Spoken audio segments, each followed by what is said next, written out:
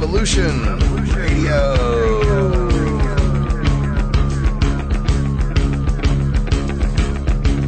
You're listening to Revolution Radio, freedomslips.com, 100% listener-supported radio, and now we return you to your host.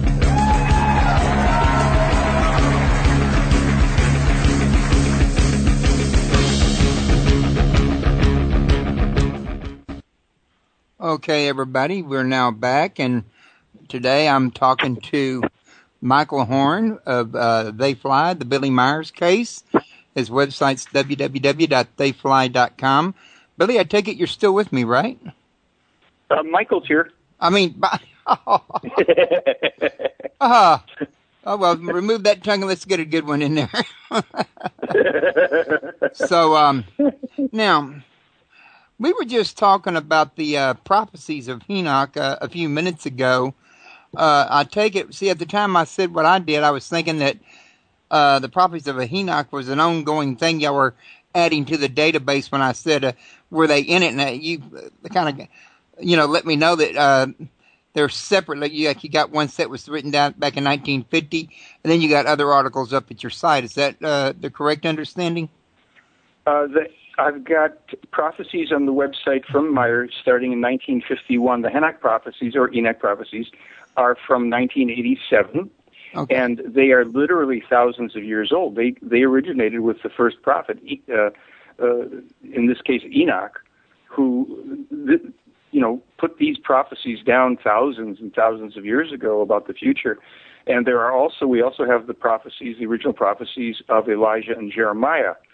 And the reason we have these prophecies is because these are previous incarnations of Billy as well. Okay, so how many incarnations was Billy? He was Jeremiah, he was Enoch. Who else was he? Was he Ezekiel or? Well, no, it's not said that he was Ezekiel. The six previous prophets are named as Enoch, Elijah, Isaiah, Jeremiah, Emmanuel, and Muhammad. Now, Emmanuel, a lot of people don't know that unless they think about some, Christmas carols or something. But in Isaiah 7:14, it is said, "And his name shall be called Emmanuel." And in Matthew, in the New Testament, it's either 123 or 126 maybe, "And his name shall be called Emmanuel." So part of what disturbs people is, when you get into this information, is that no man named Jesus Christ ever lived. There was a prophet who was foretold as Emmanuel, who did live, who was crucified and who survived the crucifixion, who ultimately went on to live and later to die in India, and went there with his mother and many of his disciples. People don't know that there were 17 female disciples to Emmanuel, and that Judas wasn't the betrayer, but a man with a similar name, who was the son of a Pharisee, was the actual betrayer. There's things that are very different than the way they're told in the New Testament. However, there's nothing to believe here. People can say, well, you can't prove that. And I can say, well, you can't prove that either of the Bibles is true. You can only say they exist.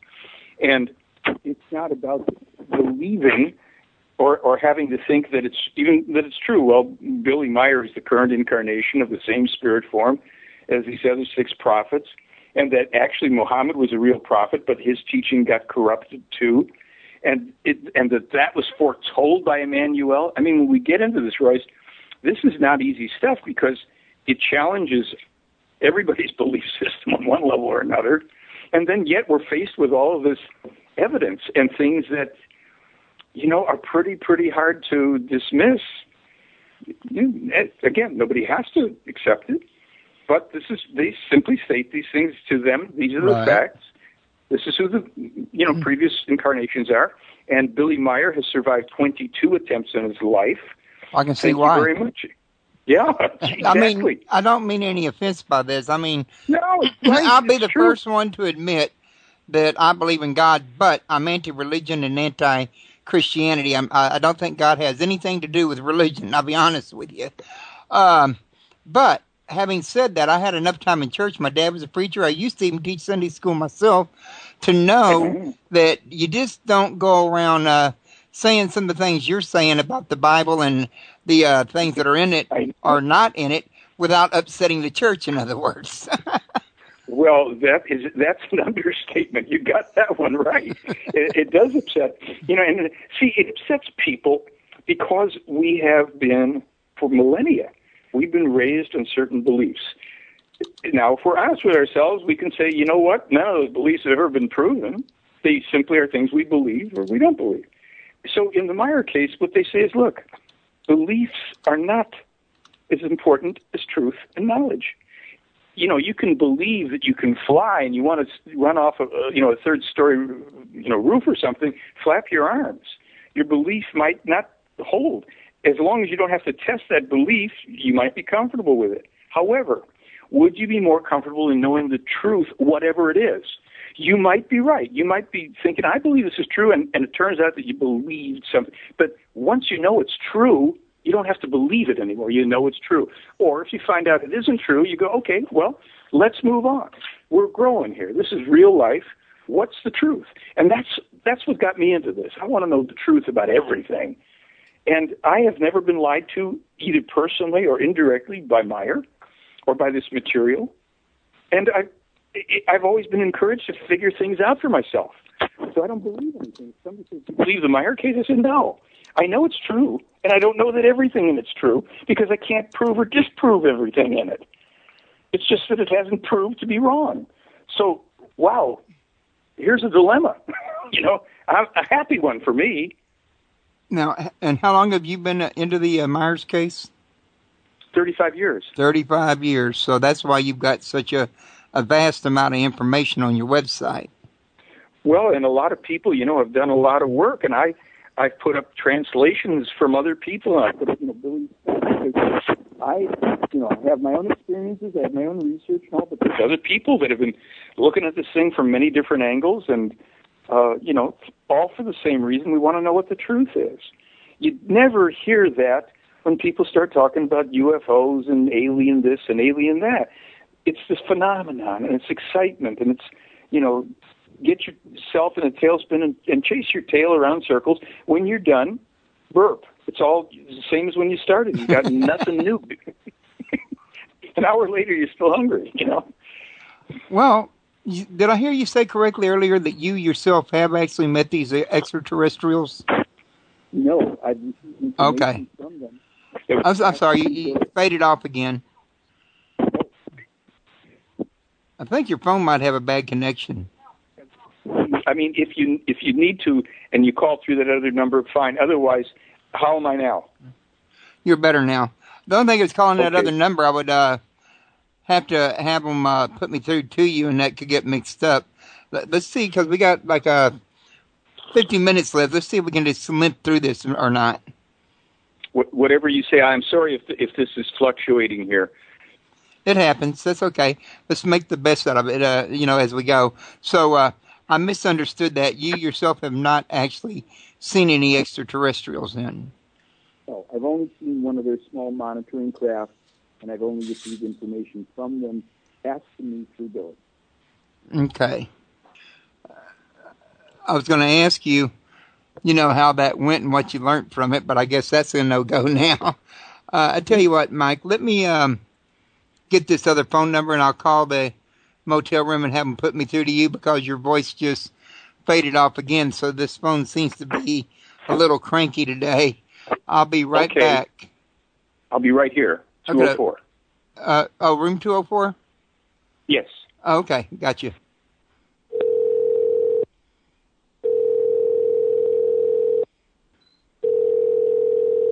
Well, now the motel's slow to answer. It must be busy.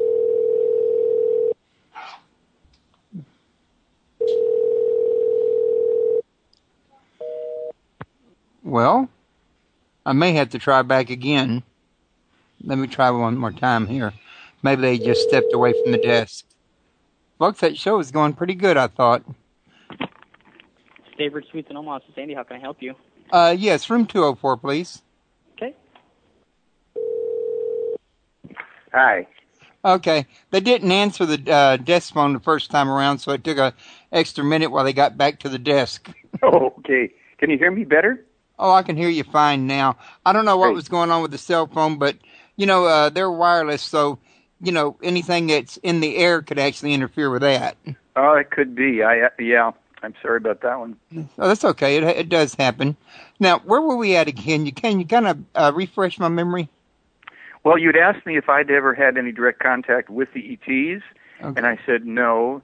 Nobody but Meier has had it, although other people have seen them. That's the weird thing. They have seen them. There's at least 5 other photographers of their craft, including a Swiss skeptic, who accidentally photographed them pretty well, and then went out and wrote to Meier and said, I owe you an apology. He'd been calling him a liar for years and years and years, and he said, may I come and apologize in person? And Billy said, yes, of course, come on over and we'll have a chat. So this kind of thing has happened, but I have never met with them or had any interaction. And I guess, if I had to choose, I would probably say, well, I'll stick with meeting, with Billy, because he's available to me, and he's been with these people for 72 years. He knows them, and he actually writes the teaching for them. So, I'm grateful for the opportunity to have met him. And of course, we can read their conversations. It's even better because they talk about things that are very interesting, very specific. We can learn from that. So, I'm happy. Now, what is the purpose of them operating through Billy? What's the basic overall message that they're trying to get to mankind, I guess, is what I'm trying to ask. You ask the best questions, let me tell you, Royce. I'm serious. See, if more people focused on, well, okay, why is this happening, instead of the lights in the sky, we'd be in farther along. Well, it's very much this. I boil it down to an overall category. They are here to help us, to help ourselves assure our own future survival, literally. And they are doing that by giving information through Billy that pertains to our environment, our sciences, our political and even religious, spiritual, all of the important areas of life. They give information on, they give recommendations on. There's nothing ever said, you're supposed to do this, you're supposed to do that. It's like, this is what we recommend, this is what we've gone through as well, this is where you are in your stage of development. And, of course, that wouldn't mean anything except that through the prophecies and all that, they are showing their knowledge, their accuracy. When they tell Meier stuff that isn't discovered for 50 years or 40 years or what have you, and it's specific, and we have a reason then to pay attention, if nothing else. We don't have to believe. We simply can say, wait a minute, there is a foundation here of credible information. That tells us that it would be a good idea for us to pay attention to what they're specifically recommending for us. And it boils down to, in a funny way, you could say, it's all about us learning how to think. Literally learning how to think, because what is explained, and Meier does this beautifully. He's got a book called The Might of the Thoughts, and it shows it. Every thought actually gives rise to some kind of a feeling, stronger, lesser, what have you, but our thoughts lead to our feelings. When we have a certain feeling, then we'll get another thought, and that thought will move us towards action. This is what every single human being throughout history is operating with. And based on how we think and what we feel and what we think and how we act, we create this world and these problems or the solutions. And they are saying this is a science, this is a practice that you folks on Earth need to learn how to do, so you aren't so easily misled by all this fast-talking so-called leaders and politicians and even your religions and your beliefs and your cults and your sects and different things like that. So this is really what it's about. Do you see what I'm saying? Right. Now, what I'm really picking up from this also, while we're talking, is that everything seems to be geared more toward us not self-destructing than it would be any worries about any outside forces, in other words. Yes, this is so, gosh, you're on it. You see, we are getting so much nonsense about alien invasions and alien abductions, yawn, yawn, yawn.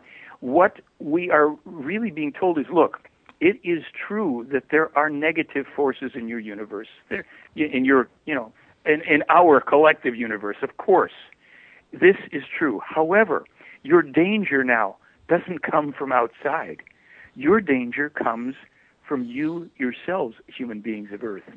Your danger comes from the wars you're stirring up, from the enormous environmental damage you've already done that is just changing the face of this planet that you don't realize.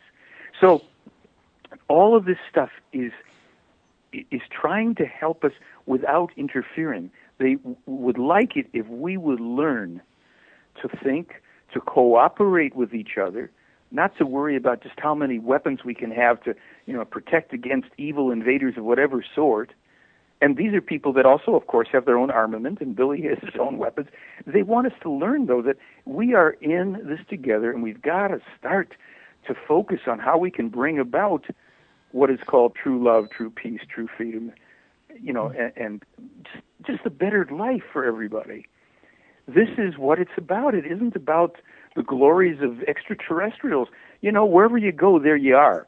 If we venture out into space and we're still so screwed up and violent and everything, we're going to be meeting with force that's greater than ours, and we'll be set back significantly. They've told Meier, they said, look, if your world, if your societies that are so, developing so fast technologically, if they start to try and get into space travel with the aggression that you have against each other, there are far more powerful beings in the universe.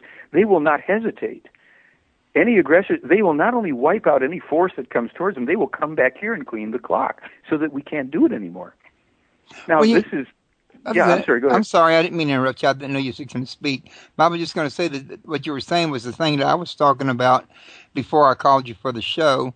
Because, I think about this from time to time myself. I talked to Stanton Freeman, Dennis Balthaser, Nick Pope, all kinds of people about UFOs. I get to hear all sides of it, you know what I'm saying?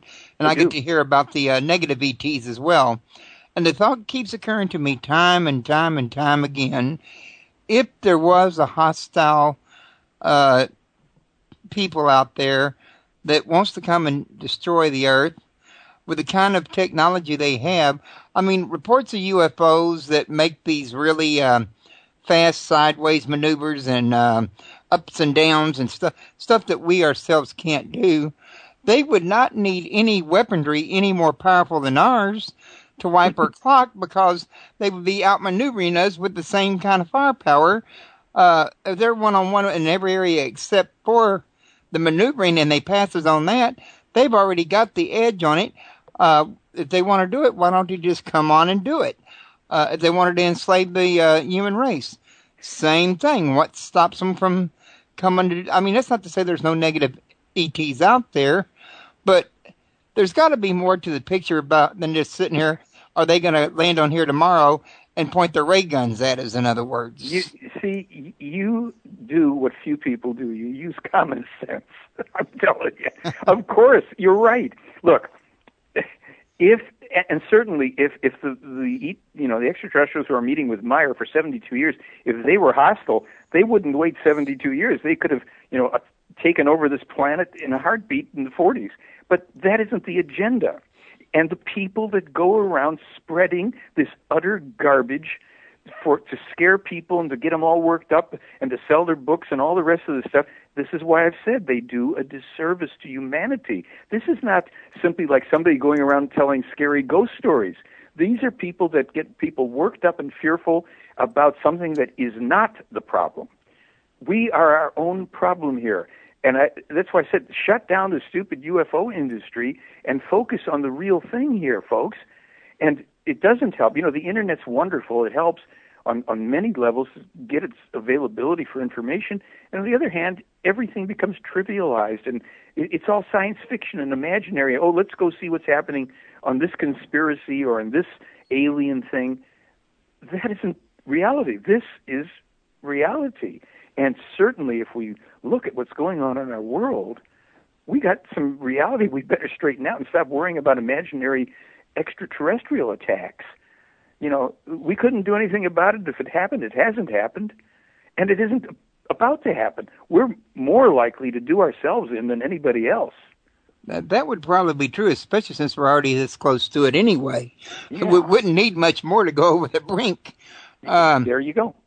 But there's a note in the chat room. He has a question. He says, does Billy Meier tell us that the aliens did not expect to give the humans computers, fiber optics, and certain technology? We are human children with dangerous toys. Is this why the aliens are obligated to then help humans because aliens accidentally gave humans high techs or was shot down, etc.? Here's the answer I can give you about that. There's two parts to this. Let's go with the recent part, that there were crashes such as Roswell and all of this, and we can safely assume that some back engineering has been done, but also there has been help in the form of what are called impulses. And that means that the Pleiaren, for over long periods of time, have selectively put out certain types of impulses, thoughts, if you will, that lead to certain discoveries. They don't do it for us, but they direct some of these impulses towards people, let's say, in the sciences, in the medical sciences. They try not to impulse ideas that can be turned into weapons, but that's hard because we're so creative about killing each other. So some of the progress that we've made has been because certain scientists who are capable in their own rights caught on to an impulse, an idea, and then took the responsibility, which only they could take, no one could do it for them, and they developed these ideas into some of these technologies. But your friend in the chat room is right for the concern, because it is and long has been the concern of the Pleiaren, the extraterrestrials Billy meets with, that we are far too advanced in our technology and not in consciousness, not in what we call spiritual development or consciousness, and we aren't balanced. So our technology outstrips our consciousness, and we're not responsible in the way in which we utilize our technologies often, because we turn things into weapons against ourselves. As I say in my new film, we have an autoimmune disease. We attack ourselves and each other through this kind of aggression, violence, instead of looking to rise to, our better selves. Part of it isn't completely our own fault, because there were genetic manipulations done, not here on Earth, but millions of years ago, to the race that became a dominant race on Earth long, long ago, that was brought here, human race, from the Sirian star system, that had been genetically manipulated to be warriors, to protect a race, whose lifespans were shortened to 100 years or less, and whose aggression gene was modified up to make us more aggressive. Those two genetic modifications are now part of the makeup of every human on this planet through interbreeding and all this that has gone on for a long time. It wasn't the Zecharia Sitchin story about gods coming here to mine gold to put in the sky. It's about the fact that 22 million years ago was, extraterrestrials were coming here, and in the ensuing time, a number of different extraterrestrials came, and some stayed, some were stranded here. Their technology failed them, and they degenerated into various tribal, groups that either got wiped out or survived without any conscious knowledge of their, previous evolution and all. We have a contact up, free information on my website called Contact 251, and Meier spells out this history and the genetic manipulations and stuff in there, and it's fascinating because, see, all these people run around talking about, ETs have done this to us, and they don't know what they're talking about. They're guessing about stuff. So if you want to read the real history, you read Contact 251, and you go, wow, this is far more interesting than the conspiracy about the so-called elite, that are doing everything. Now, all these here prophecies, whether they be the Henoch or after, they're all locatable on your website, because Billy Meier don't have one. Is that correct? Well, Billy, they have websites in German, but on my website at theyfly.com, we have a prophecies and predictions link right on the front page, And at the bottom of the page you go to, you're going to find a listing of half a dozen, 8, 10, whatever, different links to all this different prophetic information. So, as I say in the film, you'll soon be able to prove to yourself that something from 1951 or 58 that we don't have an original piece of paper on was indeed published, and simply by watching world events, because as events occur, and when you find the prophecy that they're in, and they're very specific. I mean, Meier wasn't, just being vague. So when certain things occur, you're going to go, wait a minute, okay, I now see this is true stuff. And nobody's twisted your arm, and nobody's told you have to believe it. Then you start to think, well, what do I do with this? What's the point? Like you asked, Royce, what's the meaning of the whole thing? Well, then you start clicking on things like the, introduction to the spiritual teaching or elements of the spiritual teaching link on my site. You just read all this stuff, and you go over to my blog, and you read the blog, and just tons of free stuff that people can educate. And then if they have a problem, they have a question, or they have a challenge, they can send me an email. And give me a week, because I get a lot of email, and I will answer it to the best of my ability. Because this is about us. There's nobody out there, meaning us on this planet, that's less important than anybody else.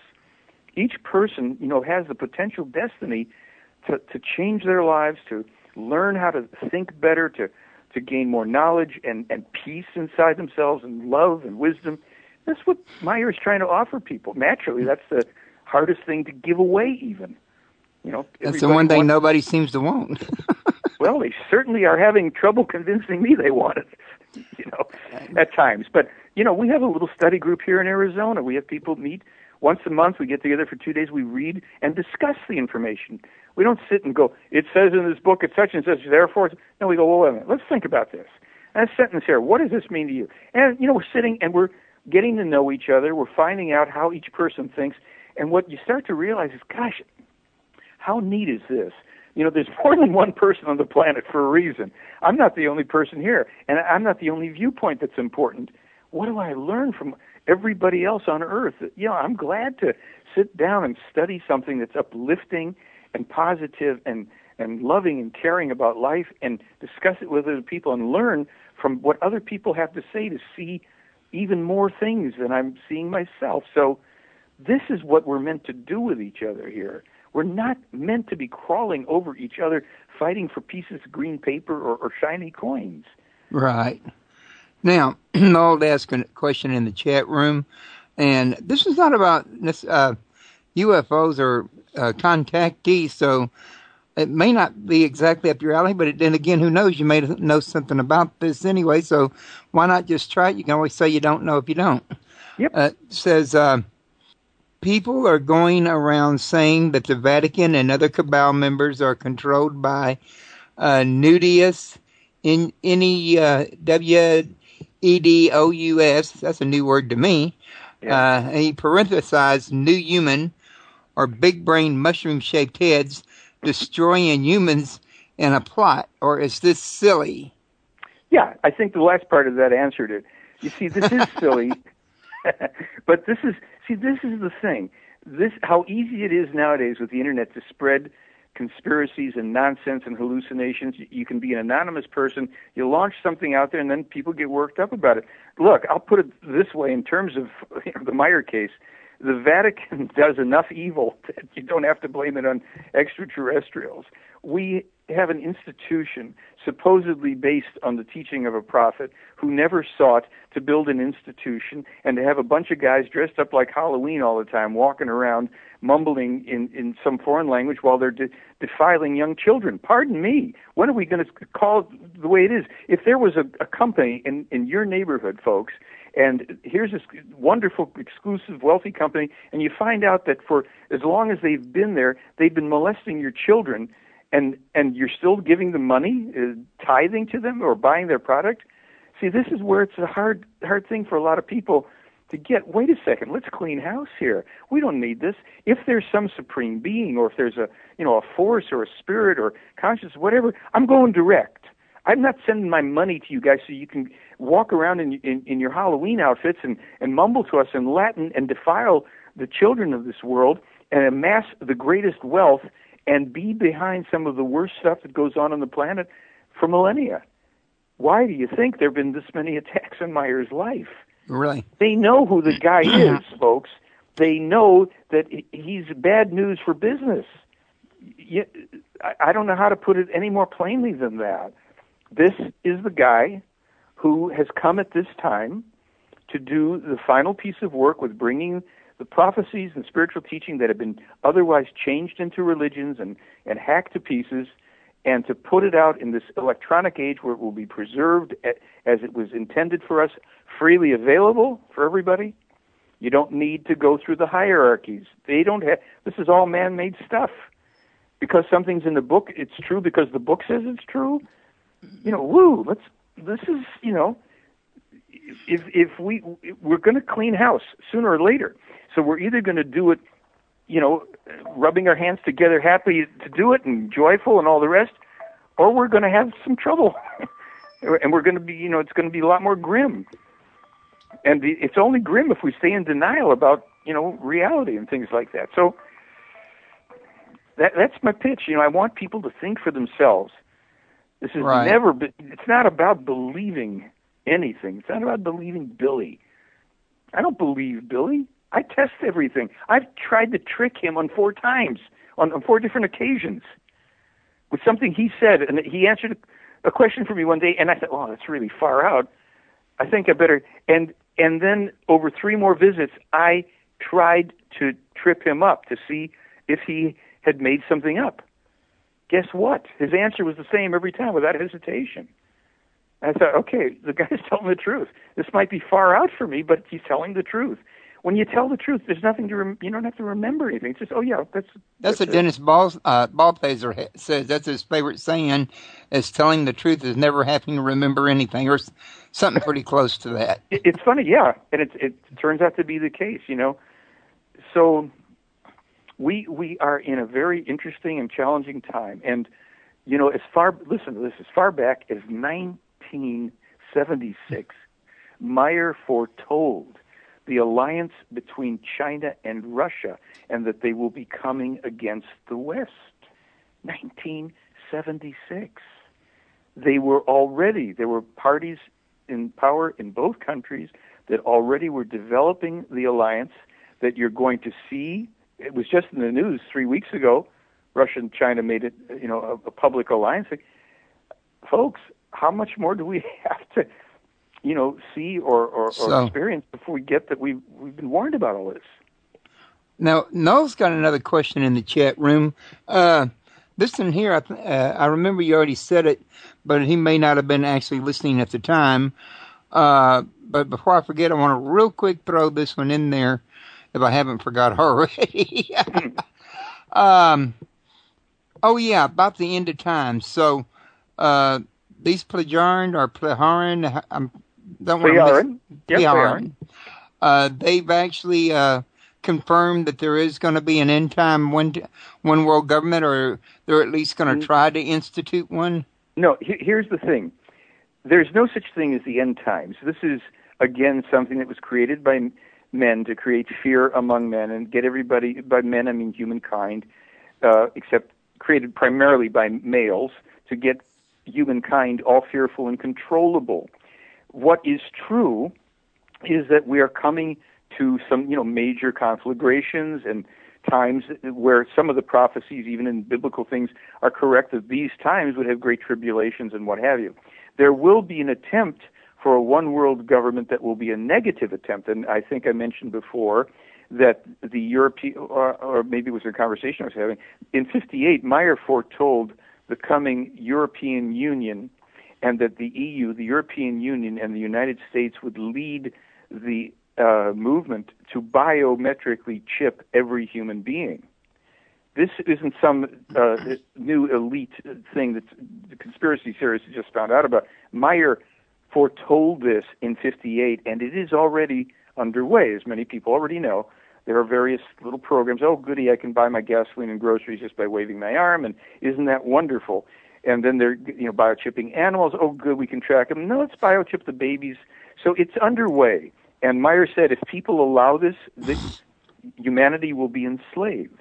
enslaved down to the last person, where everything they do and every meter they will be under observation and control.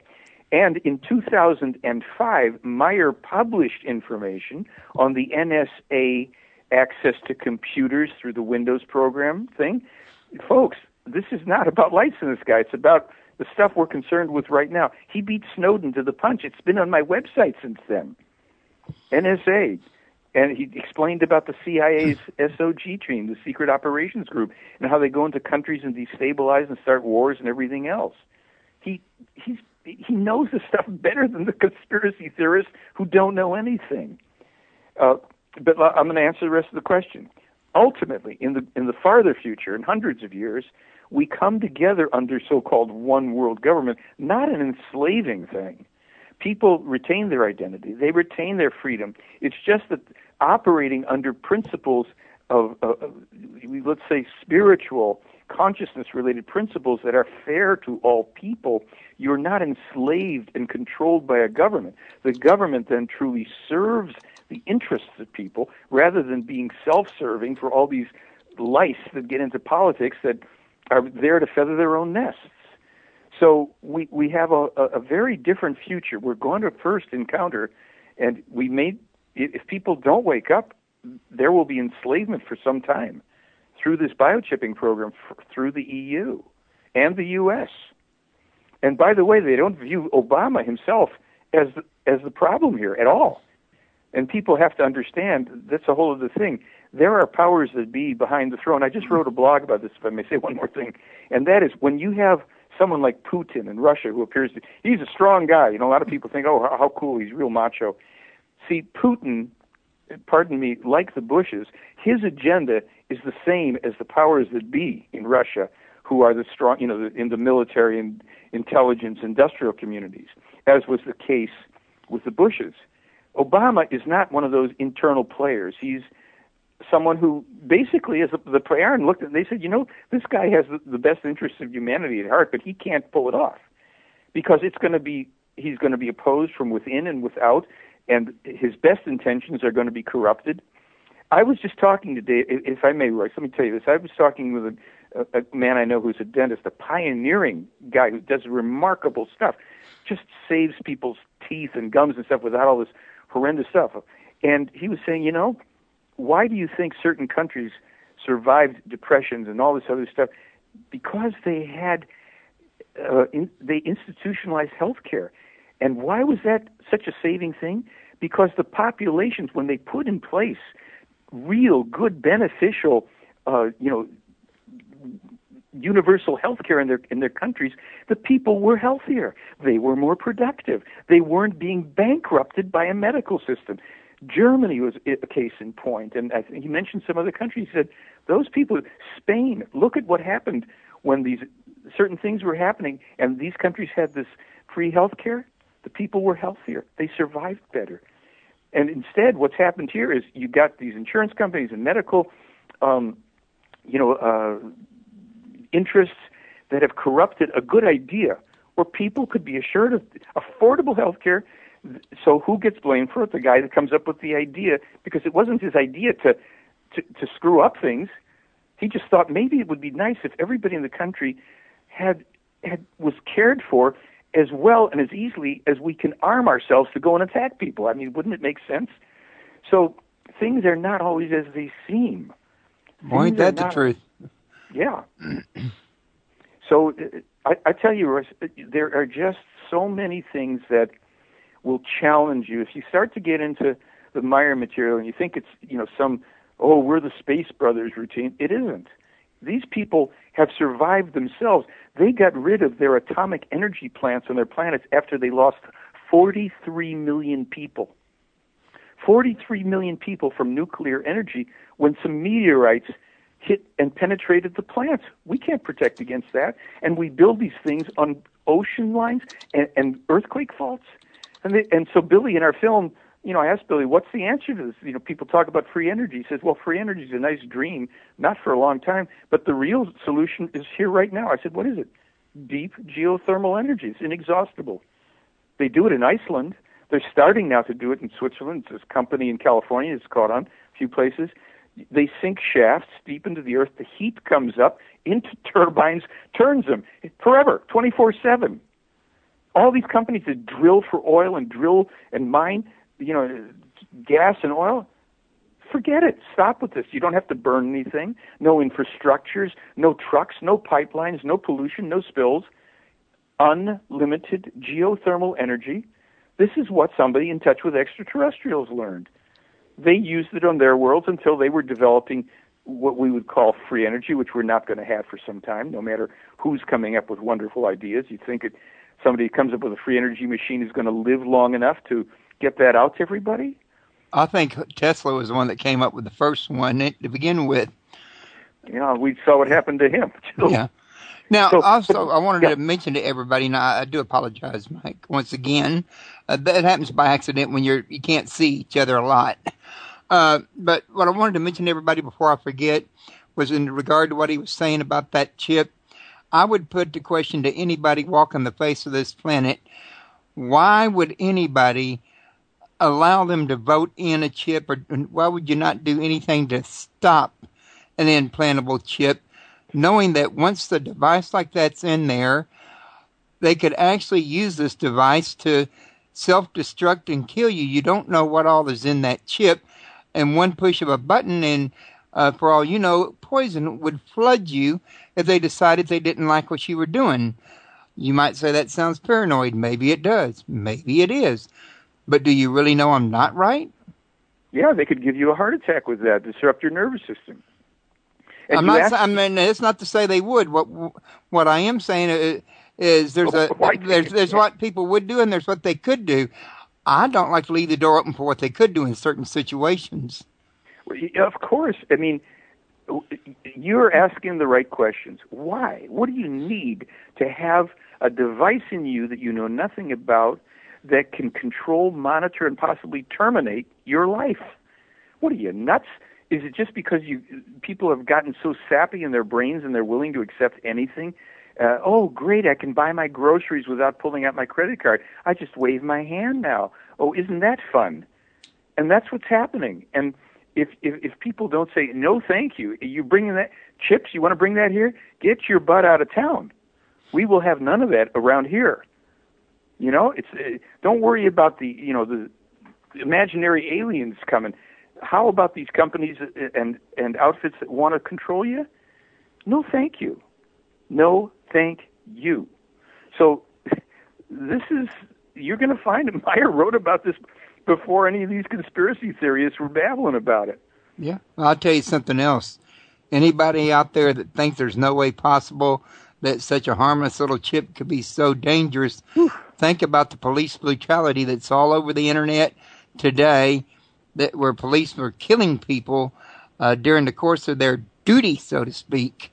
And sometimes even getting films back at the station and laughing about the damage that they do. These are people who are supposed to protect you. Is it really that safe to have a chip if the people who are supposed to protect you are killing you and injuring you? Well, you see, you raise a point. And think about this. You see, video games, right? That's such a rage all over now.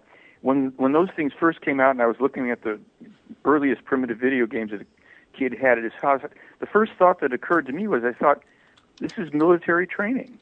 This is how you start to program people to be willing to push a button and kill something without any connection to it. And indeed, we have the most sophisticated kind of video games now that, all sorts of violence that people are detached from. And this is the kind of individual the military looks for. They want people who've been raised on this stuff, who want to get into all the thrills and spills, the real life thing of you're in a plane or you're at a computer console sitting somewhere else, and here's your target, and you press the button, bingo, we killed him. And this isn't to say military is bad. You see, this is where the abuse of power and force is out of control. And in the Henoch Prophecies, you're going to find out that our real problems are going to come from this whole computer thing, where the computers then take over for themselves. A real-life Terminator story. 1958. I think it's the Henoch Prophecies in 87. Meier talks about it. We have such a love of this technology stuff.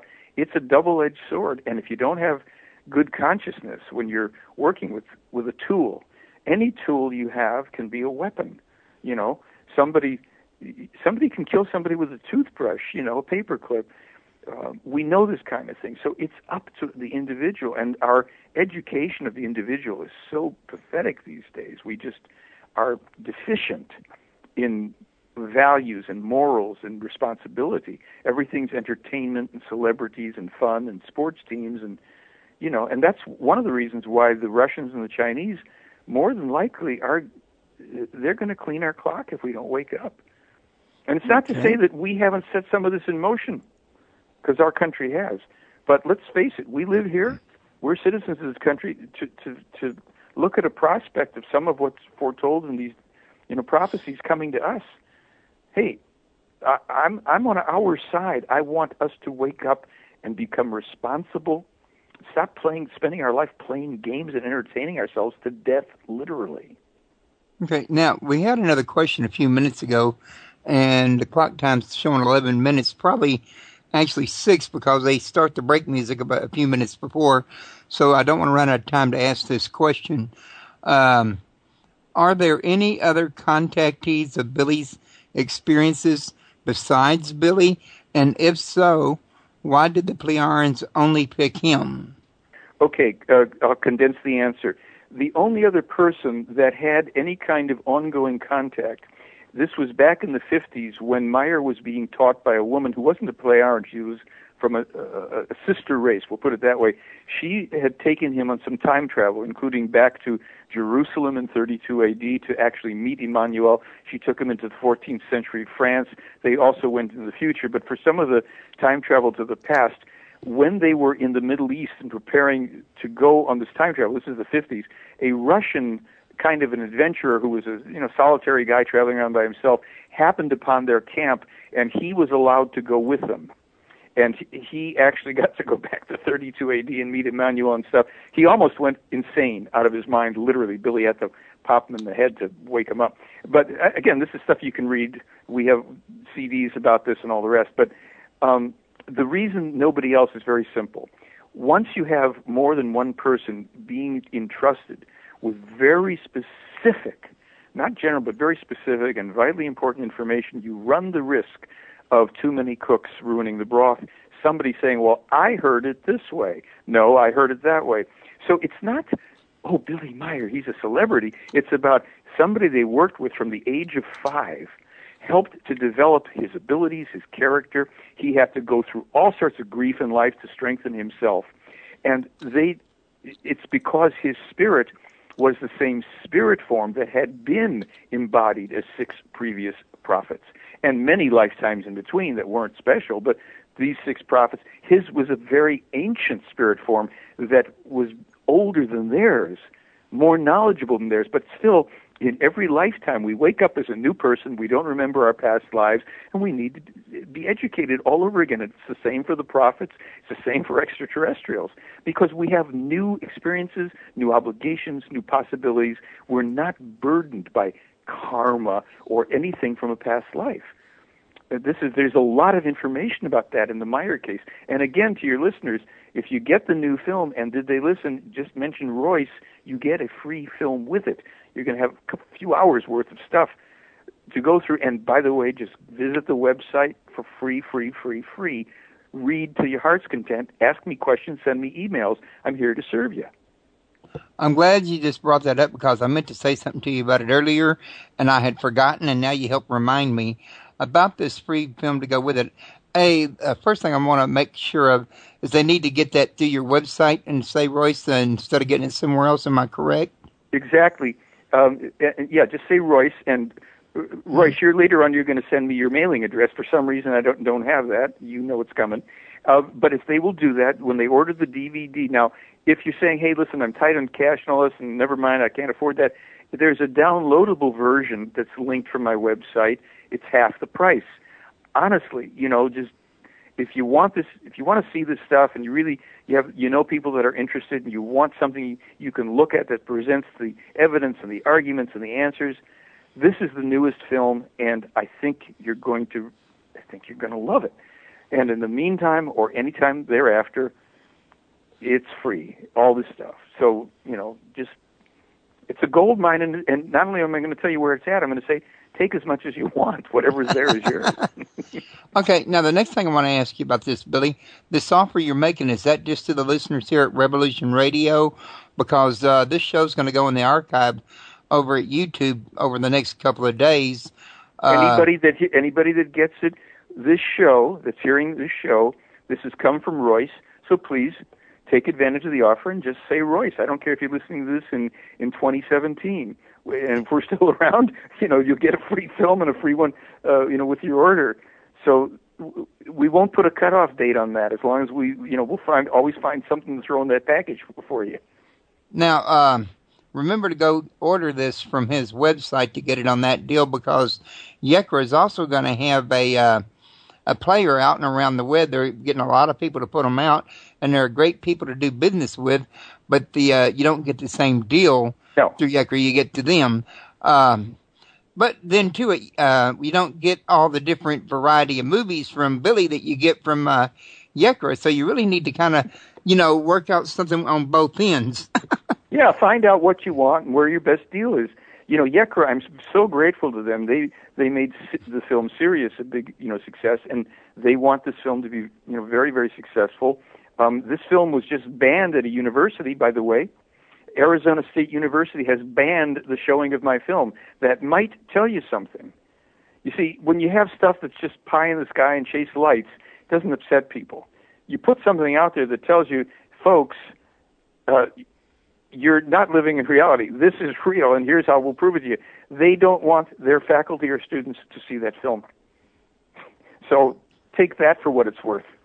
Okay, now remember, guys, when you let my guests know, when you ask for something by Royce, you're letting them know that my show is getting them attention. People are hearing it and they're listening to it, so you do me a favor also. Yep. We got like 5 minutes remaining.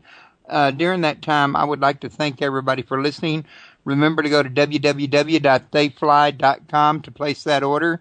And if you can, you're free Saturday at 1 p.m. Central, which 1 p.m.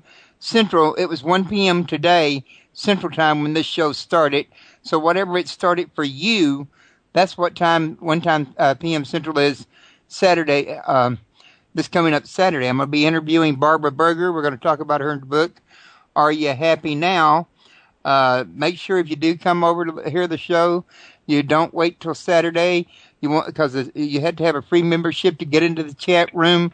It keeps the spam bots out, and you're going to get an activation email. And in case you have trouble, you want time to contact me and say, "Hey, I can't get in. Can you help me?" So, if you're going to do it, don't wait till the last minute to do it. It's www.talknowradio.net. Don't forget, we're on Revolution Radio today, where information never sleeps. Listener-supported radio. And don't forget, you can help out with the donation member on the left. And I got that in just before the music started. Mike, I want to thank you. It's been a great time. I really enjoyed talking to you. I really enjoyed the last time we did a show, too. So I really would like to stay in touch with you. You can count on it. And please just email me your mailing address. And I thank you very much again, Royce, for having me on your show. Okay, I'll get that address to you. In fact, next time I see you on Skype, I'll put it in there. Fine. Okay, thanks, Mike. Thank you. Bye-bye.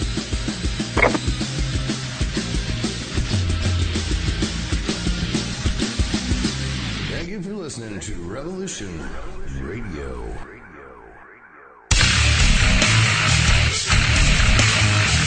Revolution Radio.